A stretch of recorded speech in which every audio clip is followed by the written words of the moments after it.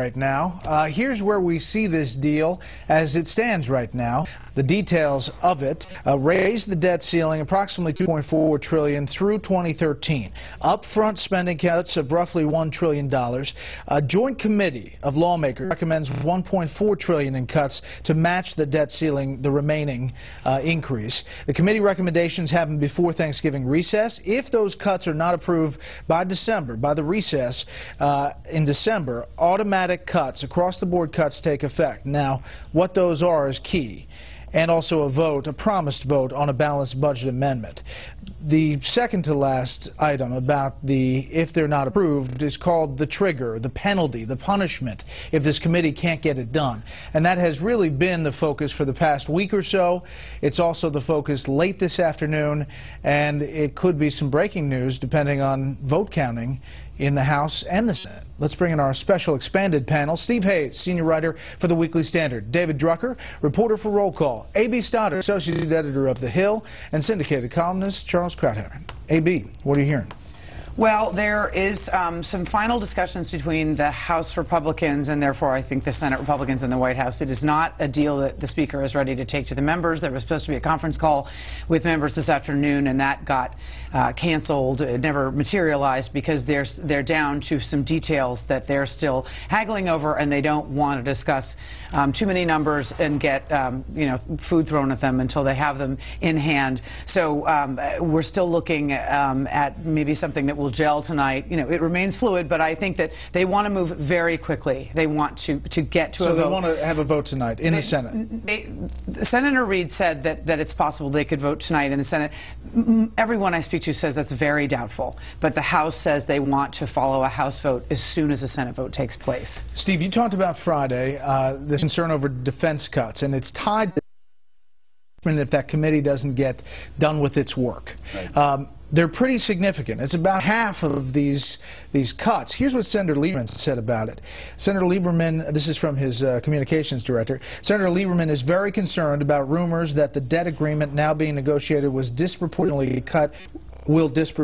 cut defense spending and result in unacceptably high risk to our national security. Now, Lieberman, of course, is an independent national security chops, but there are others in the House who have real concerns. There are many in the House who have real concerns about that. I spoke to one House Republican, hawkish House Republican aide who said, look, if you have the kind of defense cuts that are being contemplated, both in the first wave of cuts the and $1 trillion potentially, yes, right, and as part of this trigger, you could see, dozens and dozens of House Republicans bailing out of fear that this would in effect gut defense, if not in the first tranche, then in the second tranche. And I think that's really the concern here. Is President Obama in his budget, we'll call it a budget suggestion because it really wasn't a budget plan, wanted $400 billion over 10 years. You're talking about in the second tranche, if we ever got to that, upwards of $500+ billion over that same time frame. So these would be greater than what President Obama requested. Now, people who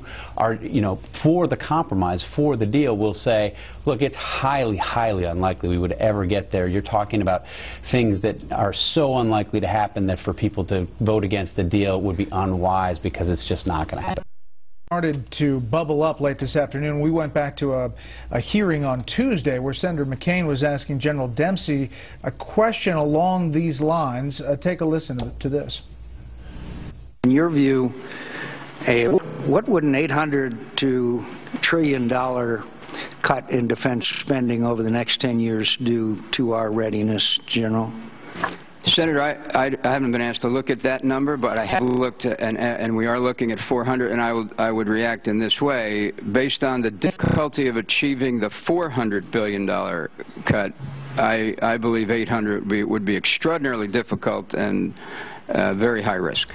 David, the man to be the next chairman of the Joint Chiefs. It's a tough number for a lot of hawks to swallow. Correct, and I think that, as Steve mentioned, it's tough for House Republicans who care about defense in addition to Senate Republicans, but the real thing here is counting votes in the House. We saw how tough it was for Boehner to finally get to Boehner 3.0, as we've been calling it, and now they're going to have to do something that's a little less than. That's a compromise with Senate Democrats and the President. And so if you take away Republicans that care about these issues, you've got to start putting together votes in a different way. And what Boehner does not want to do, in my view, is have to run this through the House, depending largely on Democratic votes. And we don't know yet where they are going to fall out because of the progressives and the liberals. On that front, just got an email. The Congressional Progressive Caucus, about 70 House members, plus Senator Sanders in the Senate, have announced that this caucus is opposing the New Deal because there are no tax increases. And just moments ago, the House Minority Leader, Charles, said this about this deal. We'll all have to take a look, and we all may not be able to support it, or none of us may be able to support it, but we'll wait and see, and we're open to what comes down, because, again, the stakes are very high here. Some of us might not, or none of us might support this bill. Well, if it's none, let the House Democrats oppose the deal and have default on their head. Because that would be the result, and I think it would be rather difficult for the president, who happens to be a Democrat, to explain that or to defend his leadership. Look, I think if you're a Republican, you have to look at the long game and the long view. This has been a tremendous success. The president in January gives a State of the Union address in which he talks about more spending on innovation, energy, all the pet stuff he believes in. Here we are 9 months later. That sounds like it's out of the Jurassic era. We are now in the debt era. The whole idea of the Tea Party originally was to bring up, it was created by the stimulus and Obamacare in opposition to this huge expansion of government and debt, and what we're talking about today, monopolizing all discussion is debt. That in and of itself is a victory. We are now in the debt era. It will be central to all political debates. They've gotten quite a lot, $1 trillion of cuts today. I'm also unhappy about the defense cuts.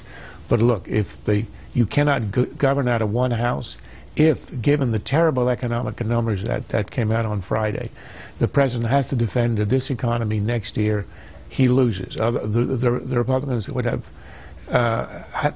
to run the worst campaign in history not to win. And then, with control of the White House and the Senate and the House, you can make the changes you want. A.B., what's happening right now for people sitting at home? What are they doing? Are they doing a bed check? Are they saying, you know, who's voting for what? I mean, what's going on in the Senate right now? Well, what's going to happen is you have to get the final details of this deal, and that has to be worked out between the Republicans and the White House. The Senate Majority Leader, Harry Reid, has already said he approves of the deal. I think he's out of the discussions at this point. The White House is still hammering with the Republicans on these numbers. The defense cuts obviously being a huge point of contention. I think that what you're going to see is a vote. Everyone has to huddle with everyone. The membership in the Senate or the House have not heard about this. The progressives have heard enough to bail, and some Tea Party Republicans have heard enough to bail. But I think that you will see over the next few days, as Charles said, an acceptance, a consensus in the Republican conferences that this was a win, that the principles that they laid out, a two-step process, spending cuts, no new taxes, a guaranteed vote on balanced budget amendment is a huge win. Democrats will really struggle to get these votes. I think in the end you'll get 140 Democrats in the House, 80 140 Republicans, 80 Democrats. It's a very tough vote for Democrats because there's not a promise of revenue increases. There's not taxing the wealthy. There's nothing on the table that they fought for except these defense cuts, which are part of a trigger if the super committee fails to act. I think this will be a very tough vote for Democrats, but I think they'll deliver 80 for the president. Okay, we'll take some more predictions. We'll talk about the politics of all this when we get back.